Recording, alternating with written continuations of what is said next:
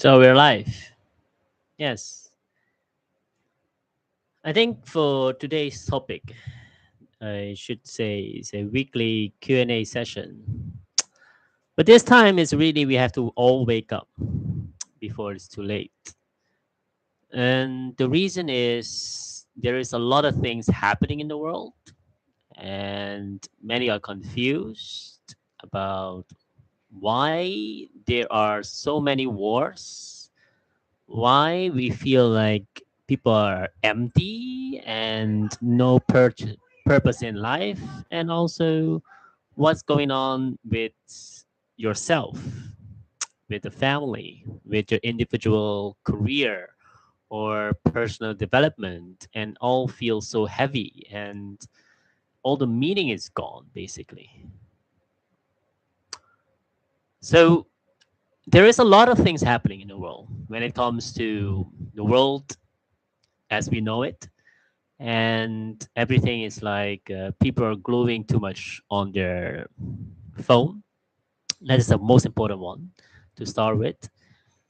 People are fear of losing their jobs because of artificial intelligence. What happened? What will happen to them? What is currently happening with them? Relationship feel like everything is artificial. Now we use it really as BAU. Long time ago, people don't want to even think about artificial stuff. But everything becomes like daunting, like the world is coming to an end or something like that, or a shift is happening. So what I'm telling is basically this thing called artificial intelligence is really a major shift that is happening. So we have like industrial revolution not long ago, and then we have the digital revolution also not long ago, and now we're entering into a moment where everything looks unreal. It looks like people spend more time with their phone than with their people around them, even going outside, uh, you know, just to hang out, they don't do it. Even though when they go outside and have a conversation, like maybe have a lunch together or going to a party, they glue also on the phone instead of having a human connection and talk about life or anything else. Even just staring at the sun is a lot of people don't do that anymore. Long time ago, people without technology spend a lot of time outdoor, of course, hunting, gathering food, and hoping that the basic needs of the human civilizations.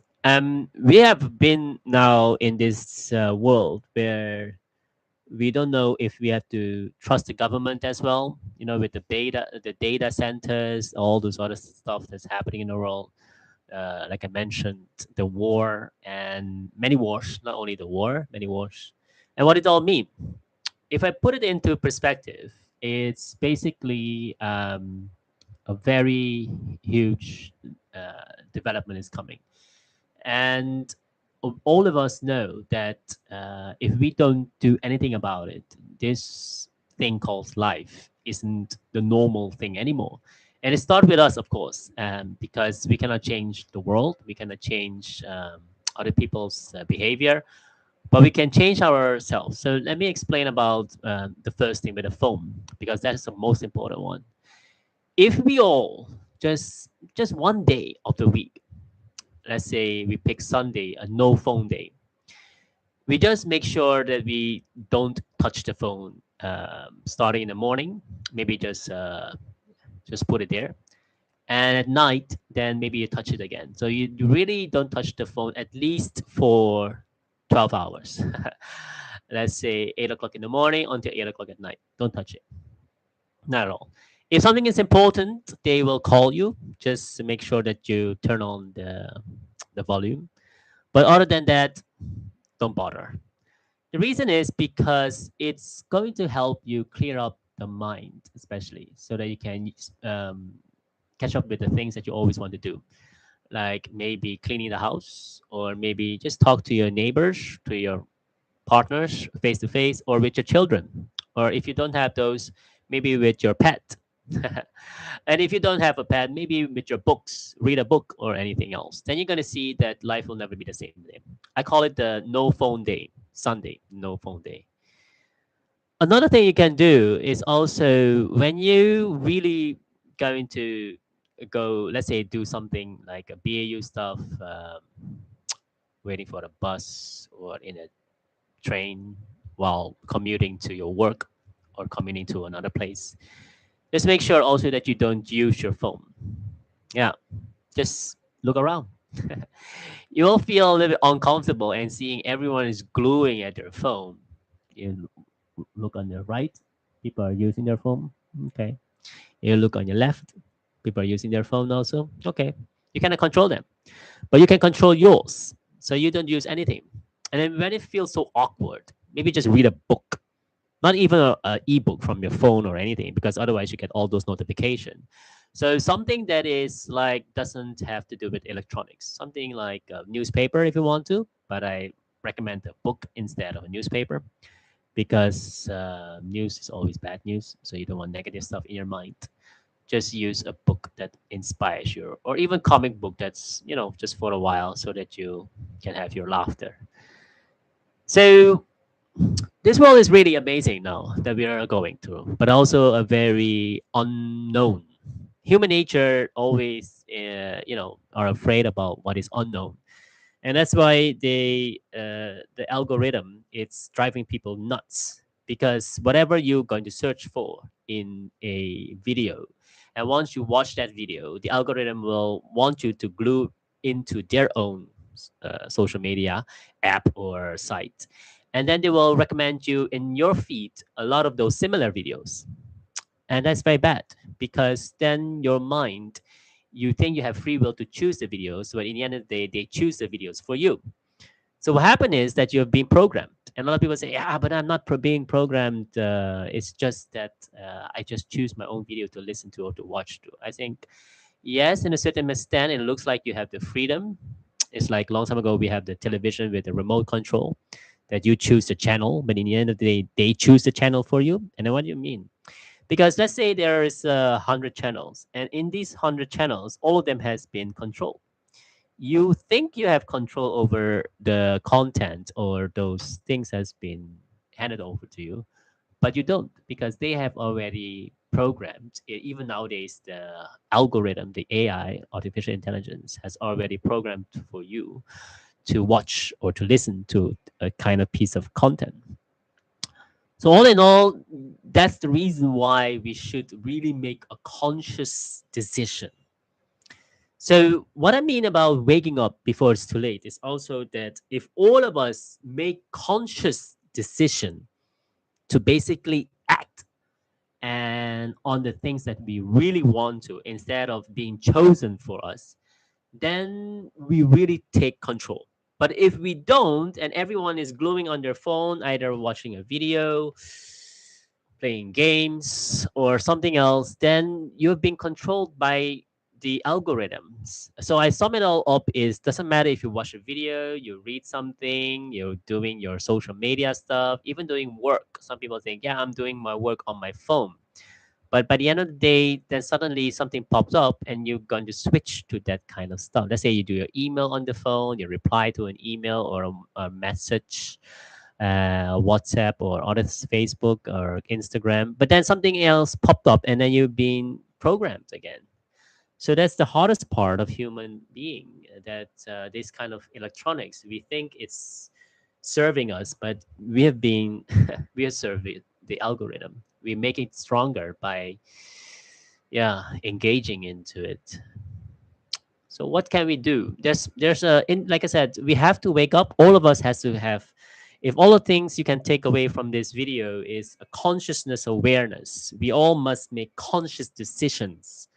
Otherwise, yeah, we're being controlled by algorithm, and that's very sad. This world will never be the same again, because then the big, I would say the big tech companies really control all of our thoughts, because then we make decision based on what the algorithm will tell us to do.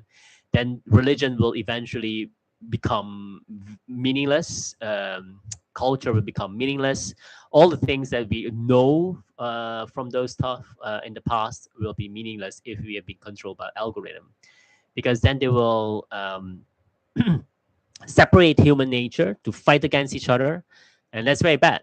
Algorithm is doing that now. You know, they now you see the fight. The left is fighting with the right is fighting with the left, without coming together for a common ground. And then they debate on social media about a policy instead of human to human connection. And that is the hardest part, that we miss debates also, because people are afraid to expose their emotion, and then instead of that they think they're going on Twitter or X nowadays, and then argue on a particular um topic or anything else. But that is very sad. So that's why we have to come back to this human to human connections, less with algorithm, and more and more of this thing called no phone day. Yeah.